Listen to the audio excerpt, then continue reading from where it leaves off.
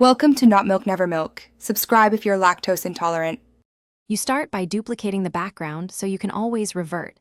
This protects your work. Next, make a precise selection around the unwanted object using the quick selection or lasso tool. Avoid feathering too much. Once selected, apply content-aware fill or a healing brush to remove the object quickly. This fills with surrounding texture. If fills look rough, switch to a patch tool and sample nearby areas to blend edges. Make sure to zoom in and inspect at 100% for immediate artifacts. Once the initial removal is in place, refine the patch by switching to the clone stamp at low opacity. This helps you layer strokes for realistic texture.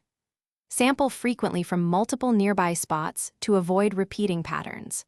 For complex backgrounds, create a new layer and reconstruct missing elements by painting or cloning there so adjustments remain non-destructive. Then match local lighting and shadows using dodge and burn on a separate 50% gray layer, set to overlay to unify the repair with surrounding tones.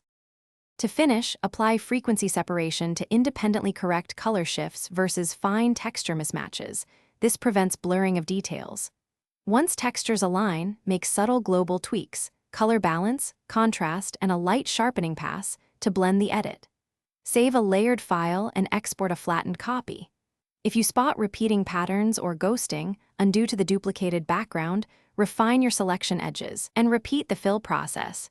Changing sample points or using smaller clone strokes usually fixes persistent artifacts.